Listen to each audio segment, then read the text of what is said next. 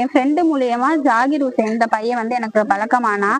அங்க சென்னை வந்திருந்தப்போ ஃப்ரெண்டானவன் தான் எனக்கு இவன். என் நம்பரை வாங்கிட்டு என்கிட்ட ஃப்ரெண்ட்லியா பேசுறேன்னு சொல்லிட்டு அவனுக்கு ஏதோ காசு வேணும், பணம் வேணும், நகை வேணும்னு சொல்லிட்டு என்கிட்ட கொஞ்சம் கொஞ்சமா அவன் ஃபேமிலி எல்லாரும் சேர்ந்து நகை பணம் எல்லாத்தையும் வாங்கினாங்க. வாங்கிட்டு காரு நகை என்னோட நகையெல்லாம் அவங்க வேற நகையா மாத்திட்டாங்க. கொடுத்த காசுக்கெல்லாம் காரு புல்லட் அப்படின்னு வாங்கிட்டாங்க. இத மாதிரி என்ன மட்டும் அவன் நிறைய ஏமாத்தல. அவன் ஃபேமிலி எல்லாருமே சேர்ந்து என்ன இந்த மாதிரி இன்னும் நிறைய பொண்ணுங்களை ஏமாத்திட்டான். எனக்கு தெரிஞ்ச இது வரைக்கும் ஒரு 10 பொண்ணுங்களோட லிஸ்ட் நான் எடுத்து வச்சிருக்கேன், யார் யாரெல்லாம் இவன் ஏமாத்தினான்னு சொல்லிட்டு. அந்த பிள்ளைங்கள்ட்ட பேசி நானும் இது பண்ணியிருக்கிறேன். இவன் இது மாதிரி இன்னும் நிறைய பேரை ஏமாத்திட்டு தான் இருக்கான். இப்போ வரைக்கும் அவன் ஏமாத்திட்டு தான் இருக்கான். இதுல நான் பாதிக்கப்பட்டிருக்கேன், அவன் ஃபேமிலியும் சேர்ந்துதான் இது எல்லாமே பண்றாங்க. ஒரு பொண்ணு இல்ல, இத மாதிரி என்னை கூட்டிட்டு போய் கல்யாணம் பண்றேன்னு அந்த பிள்ளைங்கள்ட்ட உள்ள நகை காசு எல்லாத்தையும் புடுங்கிக்கிட்டு அந்த பிள்ளைங்களை கொண்டு போய் அங்க வச்சு அடிச்சு மிரட்டி கொண்டு வந்து திருப்பி அவங்கள வேற எங்கேயாவது விட்டுட்டு அவங்க மேல ஏதாவது குறை சொல்லிட்டு அந்த பொண்ணுங்க மேலேயே தப்பு சொல்லிட்டு போயிடுறாங்க. ஆனா இந்த பையன் இப்ப வரைக்கும் அதே தப்ப திருப்பி பண்ணிட்டே இருக்கான். அவனுக்கான தண்டனை எங்கேயுமே கிடைக்கவே மாட்டேது. தங்கச்சி கூடு கடை போடுறவங்க இவங்க கூட்டுல கடை போட்டு ஒவ்வொரு பொண்ணு நம்பரா வாங்கி கொடுத்து இந்த மாதிரி காசு பணம் நகை புடுங்குறது. அது இல்லாம இவனோட டார்கெட்டே என்னன்னா கல்யாணம் ஆன பொண்ணுங்க தான். கல்யாணம் ஆன பொண்ணுங்களை ஏமாத்தினாதான் எந்த இடத்துலயும் மாட்ட மாட்டோம் அப்படின்றது வந்து அவனுக்கு நல்லா தெரிஞ்சிருக்கு. அதனால கல்யாணம் ஆன பொண்ணுங்களையா பார்த்து ஏமாத்தி அவங்கள்ட்ட உள்ளதெல்லாம் புடுங்கிக்கிட்டு நம்ம இப்படியே தப்பிச்சிடலாம் அப்படின்ற மாதிரி சொல்லிக்கிட்டு இருக்கிறது. அதே மாதிரி நான் இந்த மாதிரி எங்கேயாவது வெளியில போய் இந்த மாதிரி கேஸ் கொடுத்தேன்னா என்னை கொலை பண்ணிடுவேன், என் குடும்பத்தையே கொலை பண்ணிடுவேன் அப்படின்னு சொல்லி மிரட்டி குடும்பமா சேர்ந்து மிரட்டி இது பண்றாங்க. அதுக்கான ரெக்கார்டு எவிடன்ஸ் எல்லாமே என்கிட்ட இருக்கு. நான் வந்து 2 லட்சம் ரூபாய் பணம் 13 சவரன் நகை மட்டுமே அவன்கிட்ட கொடுத்து ஏமாந்து அவங்களாம் நிறைய கொடுத்து ஏமாந்து இருக்காங்க. அது வந்து எல்லாருமே சொல்ல பயப்படுறாங்க, இவன் ஏதாவது பண்ணிருவானோன்னு சொல்லிட்டு பயப்படுறாங்க. யாரும் வெளியில வரமாட்டீங்க. இப்ப நான் பாதிக்கப்பட்டேன், நான் வெளியில வந்துட்டேன். இந்த மாதிரி இன்னும் இந்த பொண்ணுங்களும் பாதிக்க கூடாதுன்ற ஒரு ரீசன்னாலதான் நான் இப்ப இதை வந்து சொல்லுறேன் வெளியில.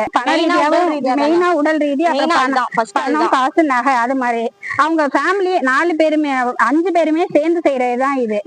என் நாத்தனார் வந்து இந்த பையன்கிட்ட தான் பாதிச்சிருக்காங்க. எப்படின்னா என் நாத்தனார் வந்து எங்க வீட்டுக்காரவங்களுக்கு வந்து அப்பா அம்மா கிடையாது, என் வீட்டுக்காரர் தான் எல்லாமே செஞ்சு கல்யாணம் பண்ணி வச்சாங்க. 30 பவுன் போட்டு எப்படின்னா அந்த பையன் தெரிஞ்ச பையன் சொல்லிட்டு பக்கத்து வீட்டுல குடியிருந்திருக்காப்புல வந்து நின்றுகிட்டு இந்த மாதிரி பேசுறது பழகிறது, நான் நல்லா பாத்துக்கிறேன் உன்ன அப்படின்னு சொல்லிட்டு நல்லா பேசிக்கிச்சு. என்ன பண்றது, எல்லாத்தையும் வீட்டுல வாங்கி வச்சுக்கிட்டு அடமானம் வச்சுட்டு மூட்டு தரேன், ரொம்ப கஷ்டமா இருக்கு அப்படின்னு சொல்லி வாங்கிடுறான். வாங்கிட்டு இந்த மாதிரி வந்து அந்த பொண்ணை வந்து என்ன பண்றான்னா அங்க இங்க அழைச்சிட்டு போய் சுத்தி காட்டி அவங்க வீட்டுக்காரவங்க வந்து கடை வேலை பார்த்தாங்க. அந்த வீட்டுக்காரையும் டைவர்ஸ் வாங்கி கொடுத்துட்டு எங்க பார்த்தாலும் அழைச்சிக்கிட்டு சுத்தி இருக்கான். நகை அவ்வளவு நகையும் வாங்கி வித்துட்டாங்க. எல்லா காசையும் வாங்கி என்ன பண்ணிடுறாங்கன்னா அக்கௌண்ட்ல வச்சுக்கிறது. இத மாதிரி வீட்டு பத்திரத்தையும் வாங்கி வச்சுக்கிட்டாங்க. வீட்டு பத்திரத்தை எங்களோட வீட்டு பத்திரமும் அவன்கிட்ட தான் இருக்கு.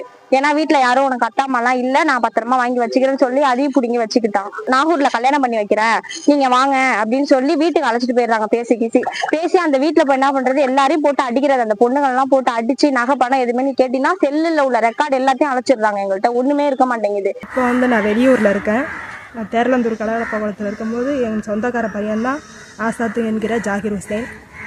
நான் வந்து அவர் வந்து என் கூட நான் கல்யாணம் ஆனதுக்கப்புறம் மாமா பையங்கிறதுனால நாங்கள் கொஞ்சம் ஃப்ரெண்ட்லியாக பழகிட்டு இருக்கிறப்போ நல்ல விதமாக பேசி எனக்கும் என் வீட்டுக்காருக்கும் கொஞ்சம் மிஸ் அண்டர்ஸ்டாண்டிங் இருக்கக்குள்ள என் கூட பேசி பழகி நான் உன்னை பார்த்துக்கிறேன், நான் உன்னை வந்து கல்யாணம் பண்ணி நான் நல்ல விதமாக பார்த்துக்கிறேன். எனக்கு ஒரு 2 வயசில் ஒரு குழந்தை இருந்துச்சு. அப்போது 2019 நடந்தது இது.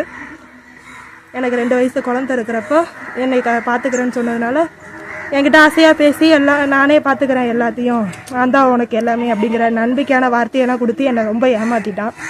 நான் அவனை நம்பி என் வீட்டுக்காரனையும் கையை விட்டுட்டு தலாக் கொடுத்துட்டு என்னை வந்து ஊரை விட்டு வேறு ஊருக்கு கொண்டு வந்து வச்சுருந்தப்போ என்கிட்ட ஒரு 10 பவுனாக என் வீட்டுக்கார்ட்ட தலாக் கொடுத்துட்டு நான் வரக்குள்ளே எனக்கு கல்யாணத்துக்குன்னு போட்ட ஒரு 10 பவுனாக 1 லட்ச ரூபா பணம், என் வீட்டு பத்திரம் என்கிட்ட இருந்துச்சு. எங்கள் பூர்வீக சொத்து தேரலந்தூரில் இருக்கிற ஒரு வீடு. எங்கள் அம்மா கொஞ்சம் மனநல பாதிக்கப்பட்டதுனால அவங்க வீட்டோட பத்திரம் என் கையில் தான் இருந்துச்சு.